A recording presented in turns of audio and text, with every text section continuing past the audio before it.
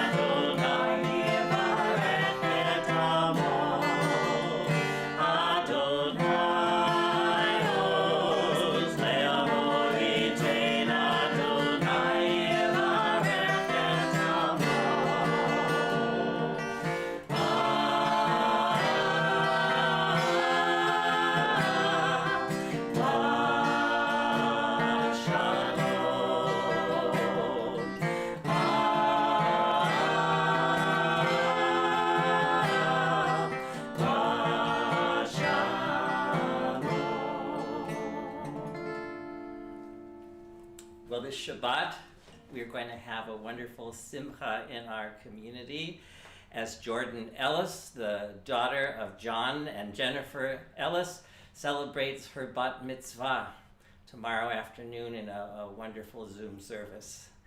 And we are so happy to give the honor for the lighting of the candles this evening to her. Oh, I forgot to mention Julius, her brother. That's right. Can't forget Julius. We like to give all J names. I like that for obvious reasons. We're delighted to give the honor of the lighting of the candles this evening to the Ellis family. Baruch atah Adonai Eloheinu melech haolam asher kiddushanu b'mitzvotav v'tzivanu lahadlik ner shel Shabbat. Shabbat shalom. Shabbat shalom. Shabbat shalom, Ellis family, and mazel tov to you in advance. We're on page 3. Would like to rise your heart or physically.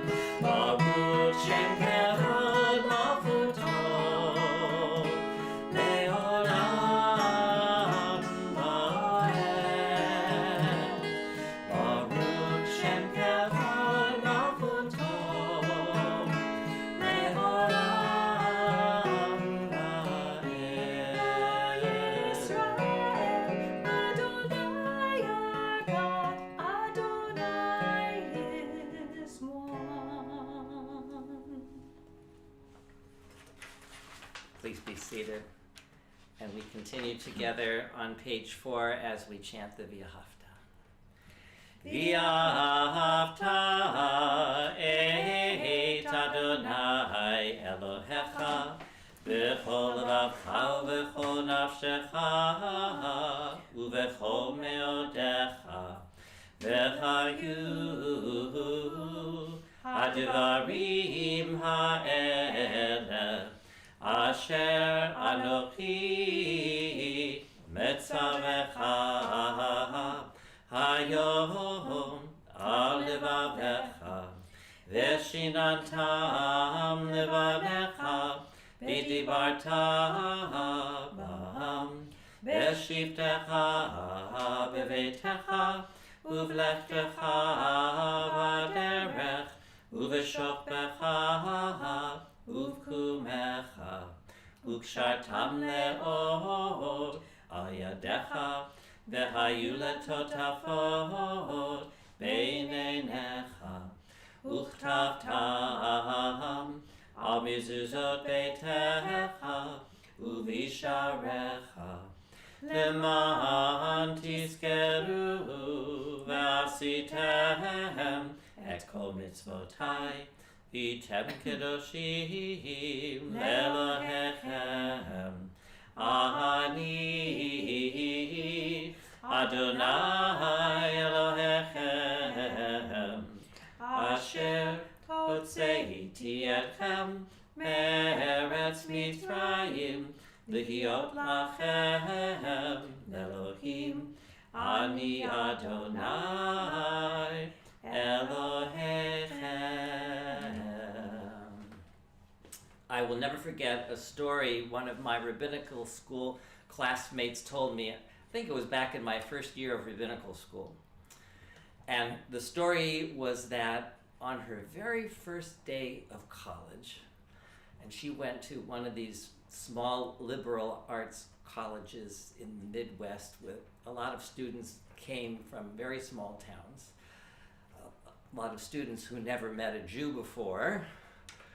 She went into her assigned dorm room for the very first time, where her roommate was already waiting to greet her, and she felt that the roommate was looking at her in a very strange way, kind of sizing her up and down and trying to look at her head, and finally she said, "What? What are you looking at?"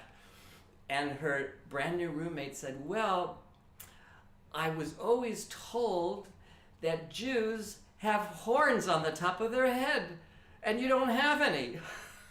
That was a very weird experience for my friend. And truthfully, it's not just a matter of the lack of exposure and ignorance of her roommate. I hope not anti-Semitic sentiments. I don't know, it might have been. But actually, the roots of that misperception, that idea that Jews have horns, actually comes from our Torah portion, a line in our Torah portion this week, where it talks about Moses coming down off of Mount Sinai, having just received the commandments, having just spoken with God, and his face was aglow from the experience. Now, in Hebrew, the line is ki karan or panav, which means that his face was literally glowing, or it was radiant. But in the 4th century, Jerome, who translated the Hebrew Bible to Latin, mistranslated that word karan. He read it as Karen, same letters, different pronunciation, and ancient texts don't have the vocalization. They don't have those little, slashes and dots that help you to pronounce the words. So it was a natural mistake that he made, and he wrote in that Latin translation that Moses had horns. I never heard that before. And it's because of that that we have many examples in medieval art and paintings and in sculptures, the most famous of them, Michelangelo's statue of Moses that today sits in the chapel at St. Peter's in Rome with horns on it. And it's from that translation and all that artwork that strange idea was passed on down through the centuries that Jews have horns. Now, what's the moral of the story? Well, first of all, that it's difficult to translate from one language to the next, and sometimes you get it wrong. You have to look very carefully at the context. And the second lesson for us is if you really want the flavor and the beauty and the power of the Hebrew text of the Torah and the Hebrew Bible, it's best to learn as much Hebrew as you can, and if not all, at least understand some of it in its original language. It was David Ben-Gurion, the first prime minister of the state of Israel, who once famously said, "Reading the Bible in translation is like kissing your beloved through a tissue." And now, let's continue on page 5 with Micha Mocha.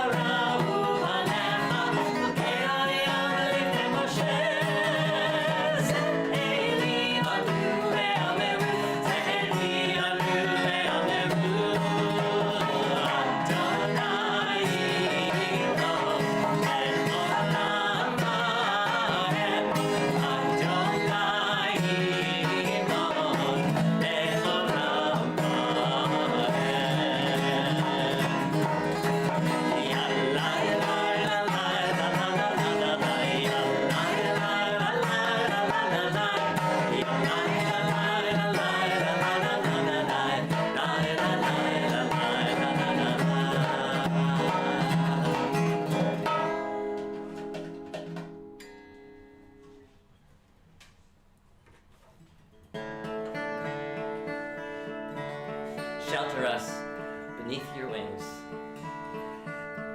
under a beautiful sukkah, a tabernacle of peace. Hashkivenu Adonai Eloheinu l'shalom, l'shalom, v'hamitenu malkeinu l'chaim.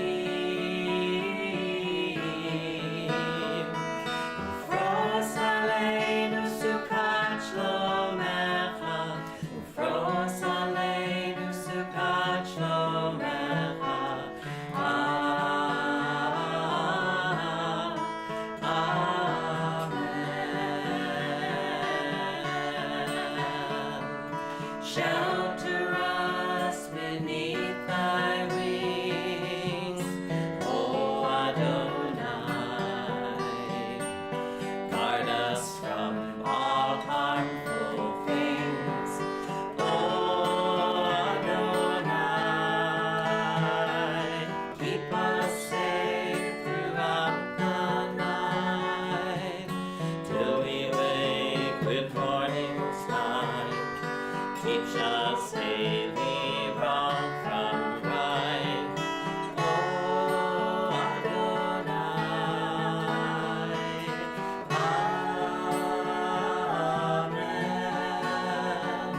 Amen. Amen.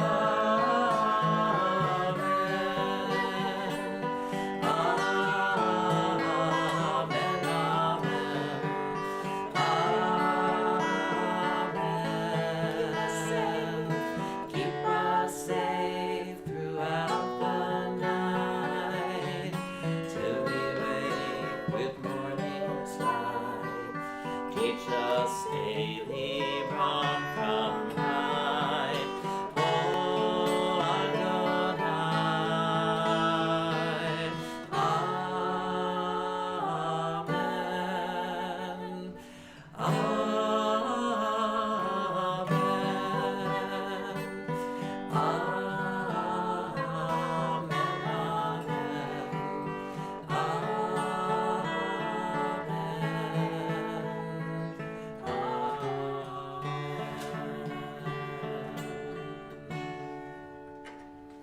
service continues on page 5, and we invite you to rise either physically or in your heart as we chant together the Amidah. I think it's page 6. by Oh, the way. page 6.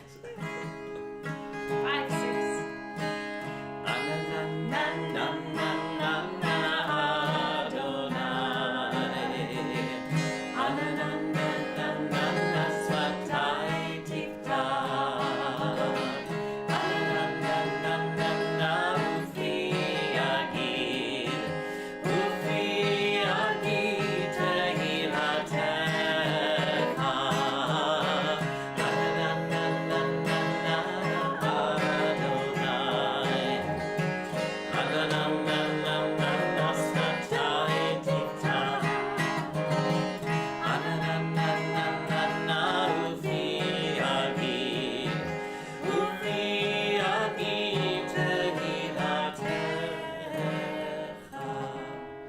Baruch atah Adonai Eloheinu v'Elohei Avotenu v'Imotenu Elohei Avraham Elohei Yitzchak v'Elohei Yaakov Elohei Sarah Elohei Rivka Elohei Leah v'Elohei Rachel Ha'el Hagadol Hagibor v'Hanora El Elyon Gomel Chasadim Tovim V'Konei Hakol V'Zocher Chastei Avot V'Imahot Umevi Geula Libnei V'neihem Lema'an Shemo Be'ahava Melech Ozer U'Moshiach U'Magen Baruch atah Adonai Magen Avraham Ve'ezrat Sarah Atah Gibor Le'olam Adonai B'chayei HaKol Atah Rav Lehoshia Mechakel Chaim B'chesed B'chayei HaKol B'rachamim Rabim Somech Noflim V'Rofech Olim Umatir Hasurim Umekayim Emunato Lishanei Afar Michamocha Bar Gevurot Umido Melach Melech Memit Umechayei Umatzmiach Yeshua V'ne'emana Lahachayot HaKol Baruch atah Adonai V'chayei HaKol Atah Kadosh V'Shimcha Kadosh U'Kadoshim B'chol Yom Yehalelu Chaselah Baruch atah Adonai Ha'el HaKadosh. Please be seated.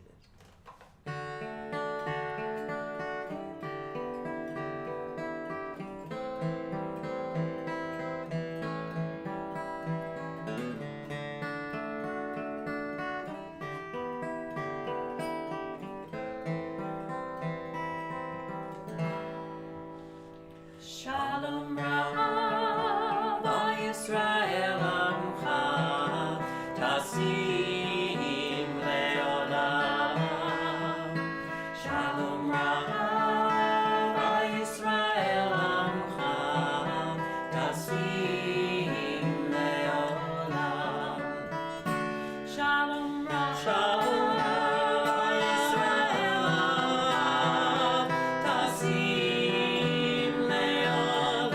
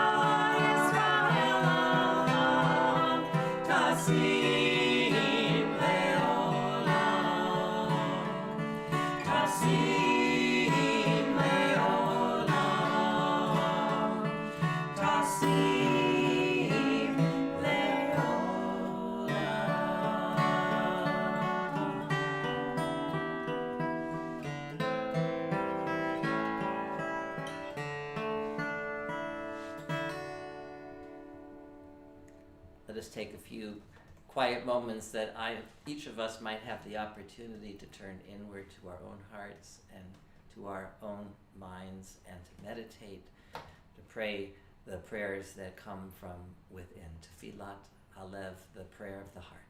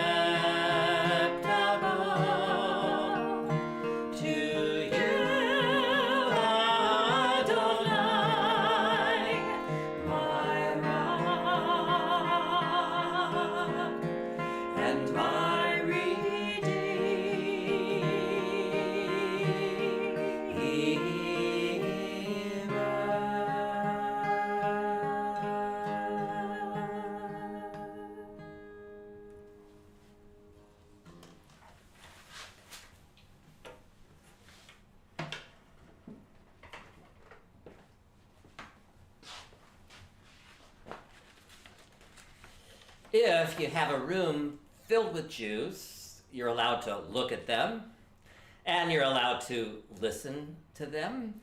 What you are not allowed to do, according to our tradition, is to go 1, 2, 3, 4, 5, 6, 7, 8, 9, we need one more, which is 10, of course, the number you need to pray the service, which is called a minyan. So what you are supposed to do, instead of counting them, is to take a line from the Torah that has 10 words in it. For example, Hoshia et amecha, uvarech et nachlatecha, ur'em v'nasem ad ha'olam. And you assign one word to each person as you look around the room reciting the verse, and that's how you count your minyan. But why are you not allowed to count people? Well, there are lots of explanations, and one of the most beautiful explanations is the teaching that each individual is a world, and each person is infinite, and to assign a number to them is dehumanizing, which is a very lovely and powerful explanation. But I want to offer a different one this evening, which comes to me by way of Rabbi Jonathan Sacks, may he rest in peace, the former chief rabbi of Great Britain, who says that one of the reasons he thinks that you are not allowed to count Jewish people has to do with the way you do count them. His teaching is connected to our Torah portion this week, Ki Tisa, where Moses is commanded by God to take a census to count the Israelite people. But God says, you may not count the people, but you may count a half shekel. Every person, the portion explains, rich or poor, gives a half a shekel as a donation to the temple. And then you count up the half shekels, and that's how you know how many people there are. Now at first, this seems a little absurd. I mean, obviously you have to raise money, and this is a good way to tax people. But why is it that it's okay to count what people give, and it's not okay just to count the people themselves? So Rabbi Sacks says the following. He says, you know, to count Jews is a very discouraging thing. We are, after all, something like 0.05% of the population of the world. You don't even come close to being 1%. We are maybe 15 million in a world of 6 to 7 billion. And we are around 5 million here in the United States, in a country now of 350 to 400 million. So he says when you start to count Jews by numbers, it can be dispiriting. You can get depressed. It can lead you to worry about the future of the Jewish people. But when you count Jews by our contributions, then you get a very different idea. Rabbi Sacks says, when you look at what Jews have done in politics, in medicine, in philosophy, in music, in literature, in business, in fact, in every field, when you count them by their contribution to the world, then the Jewish people is formidable. So what God is saying is, don't count your numbers, count your contributions. When I read Rabbi Sacks' teaching, I was reminded of a short essay written by Mark Twain that I always like to share in the classes I teach on Judaism. Now make no mistake, Mark Twain was not Jewish, but for some reason he had enormous admiration for Jews. And the essay which he published in Harper's Magazine in 1899 is just as relevant today, maybe even more so, than it was when he wrote it over 120 years ago. Here's what he said. If statistics are right, the Jews constitute but 1% of the human race. It suggests a nebulous, dim puff of stardust lost in the blaze of the Milky Way. Properly, the Jew ought hardly to be heard of, but he is heard of, has always been heard of. He is as prominent on the planet as any other people, and his commercial importance is extravagantly out of proportion to the smallness of his bulk.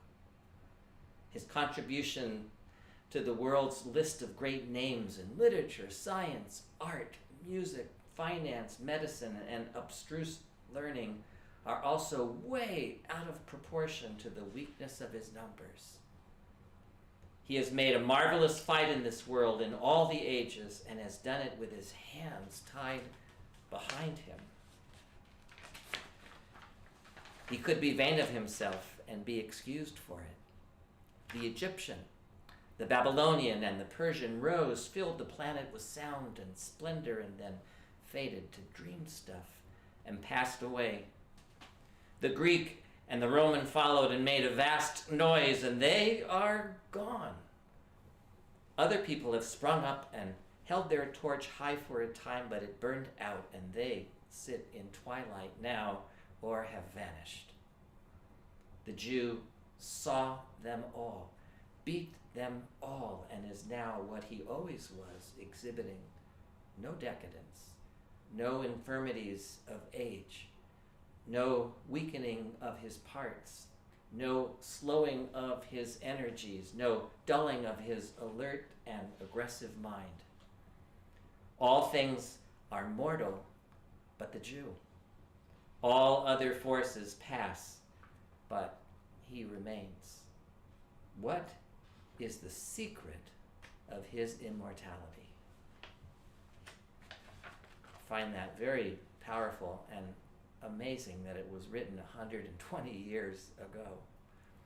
And I think you will agree that Twain's essay is a marvelous tribute to the Jewish people. And let's face it, it makes us feel good. But the deeper lesson, I think, comes again in our connection to our Torah portion this week, and its clear message, which is that you don't just count people as though they are mere numbers. To do that is to dehumanize and reduce them to, well, just numbers. Judge them and count them instead by their actions and by their contributions, by their infinite human potential. Count every person as a unique, singular creation, each with a spark of holiness implanted within. And by that I mean every person, not just Jews, but every person, no matter their religion or their race or their ethnicity, their level of education or the size of their bank account. For every person has the ability to leave a positive mark in this world. So I thank Rabbi Sachs and I thank Mark Twain for reminding us of the great accomplishments of the Jewish people. But I think our most important mission, our most important contribution to the world is to be an or lagoyim, a light unto the nations, a positive example of righteous living. And we do that best by amplifying one of the first lessons of our Torah, which is that we are all created b'tselem Elohim, in the image of the divine. In other words, don't count people, rather teach the world that people count. Ken Yehi Ratzon. May it be God's will. Amen. Amen.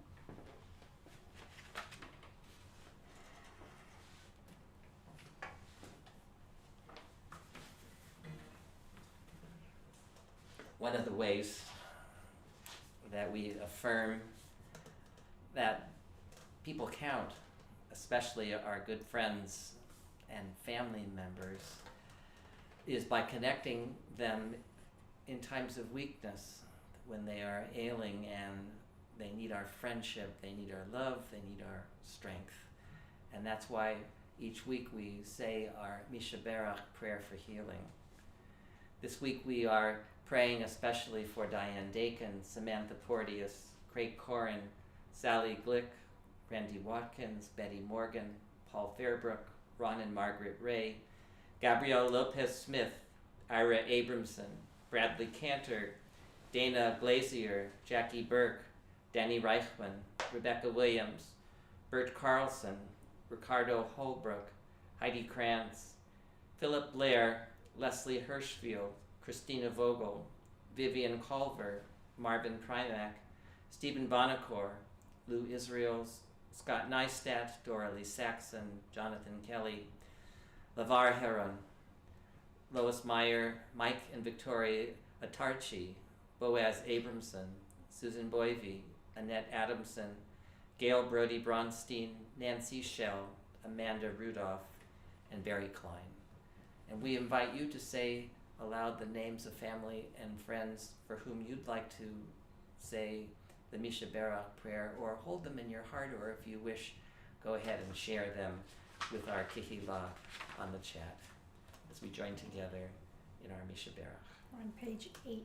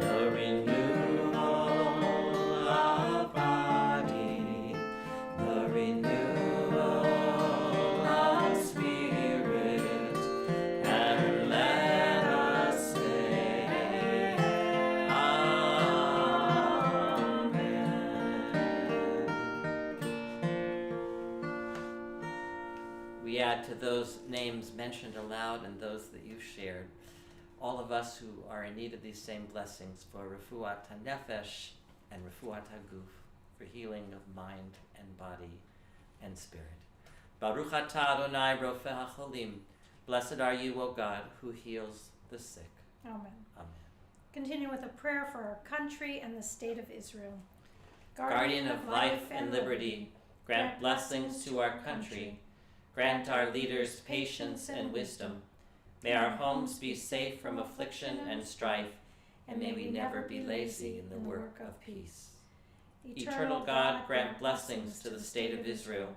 Protect her people, shelter them with peace, and grant them deliverance from the violence that surrounds them. May they live in harmony with one another and with their neighbors. May the bonds of faith and faith that unite the Jews of all lands be a source of strength and blessings to each of us and to all the world. And let us say, Amen. We continue with Elena.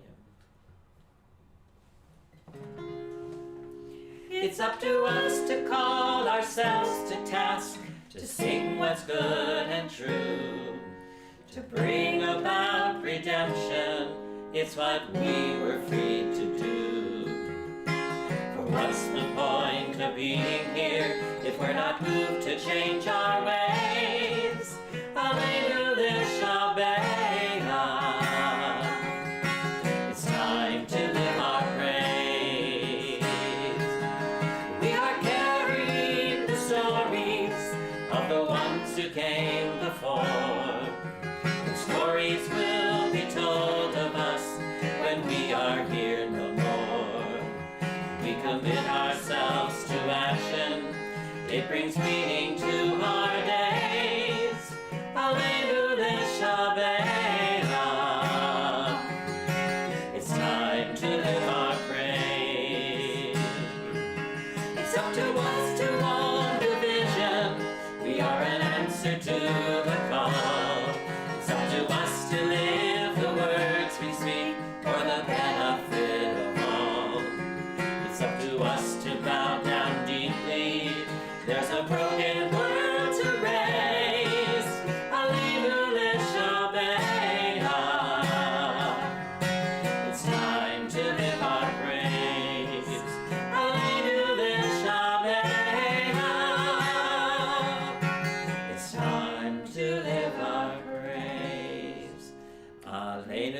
V'yapeach ladon hakol, v'tek gedula liotze breshit, shelo asanu ki goyei ha'aratzot, velo samanu kemishpechot ha'adama, shelo samcheltenu kahem, v'gor aleinu kechol hamonam.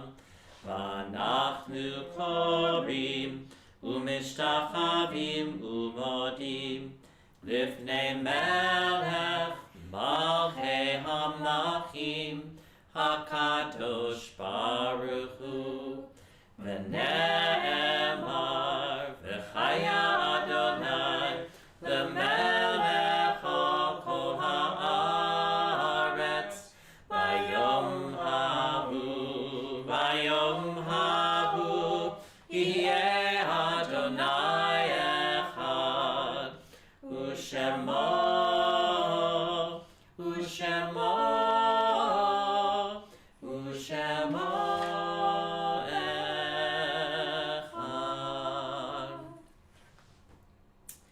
It is with great sadness that we announce this evening the recent death of a longtime member of Temple Israel and a good friend to many, Jeanette Saphir.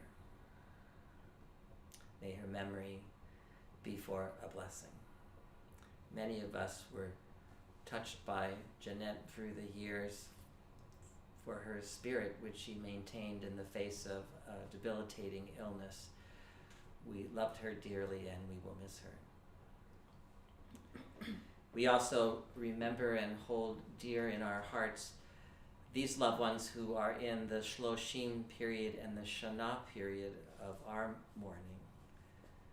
Mort Cohen, David Boivy, Luz and Israel Teicher, David Fortis, Fernand Morrison, Patricia Ventura, Harriet Berg, Janet Bullard, Bruce Zaretsky, Saul Chadnick, Susanna Lopez, Skip Evie, Harry Harris, Shirley Brecher, Judith Cothran, Evan Stein, Marcia Davidson, Adiel Fischler, Charlotte Constant, Barbara Navarrete, Oren Kabacher, Pablo Carmona Cruz, and Jerry Yisis.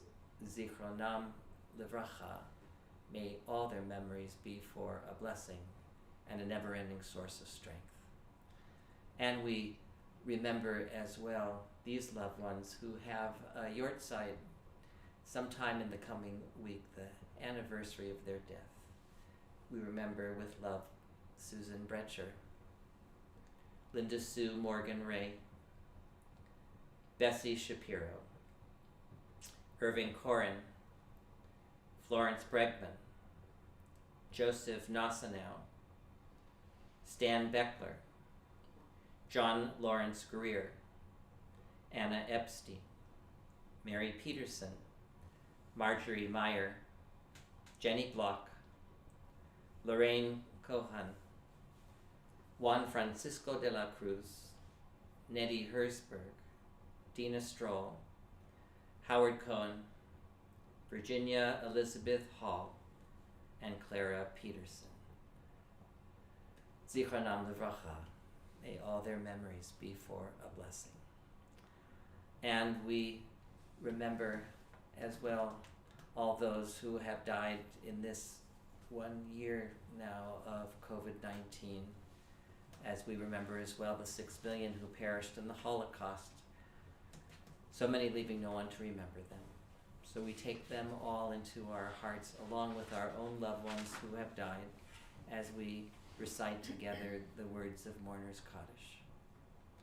Yitkadal v'yitkadash shemei Rabbah, v'yamad divrach cherutei v'yamlich malchutei, v'chayechon u'v'yomechon, u'v'chayei d'chol beit Yisrael, ba'agala u'v'zman kariv v'imru amen. Yehi shemei Rabbah mevarach le'olam u'lomei amaya, Yitbarach v'yishtabach v'yitpa'ar v'yitramam v'yitnaseh V'yatadar, v'yataleh, v'yatalal, Shemeda Kudusha Barichu, La'ela Mikol Birchata V'shirata, Tushbachata V'nechemata, Ta'amiran B'yalma V'imru, Amen. Yehi Shlama Rabba Min Shemaya, V'chayim Aleinu V'yal Kol Yisrael, V'imru, Amen. Hosei Shalom B'mromav, Hu Ya'aseh Shalom, Aleinu V'yal Kol Yisrael, V'imru, Amen. May God grant peace to those who mourn and comfort to the bereaved among us. And we say, Amen. So we say Mazel Tov to the Ellis family, and we look forward to celebrating this wonderful Simcha with you tomorrow. And thank you to Jennifer. Jordan is wonderful, and she's going to do a fabulous job. She really is. And Jennifer and Jordan, thank you for doing the candle blessing this evening. Also, thank you to Steve Schermerhorn, Beth Sanders, and Donna Smith for all the instrumental music. Beautiful that you've music, heard, thank you. and more to come. And happy anniversary to Marianne and Rick Messenger. If you didn't get a chance to see our Purim Spiel or our Purim Shabbat last week with some fun little extras, you could go right back onto this channel and check it out and watch as much as you'd like. It was really uplifting and fun and so wonderful to be with our community, even if it was virtually. And we need really laughter. Good. We need laughter. And we need uplifting experiences during this tough time. And thank you to Ari for being behind the camera and for singing along and bongoing. I see someone has bongo fever. I think the Spagnolas want to play some bongo over in their household there. So feel free, anybody. Bongos and eggs. Join us with Oseh Shalom.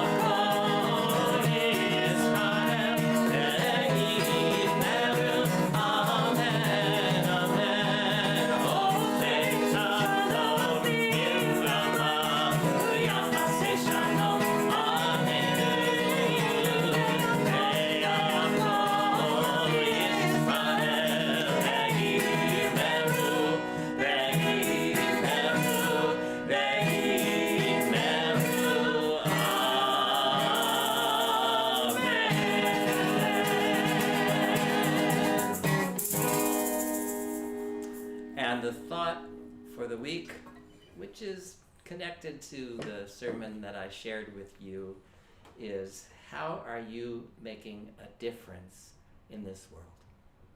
Have a great Shabbat and a wonderful week. Shabbat Shalom, everyone. We'll see you this weekend and on for the rest of the week with your classes. Stay healthy. Stay safe.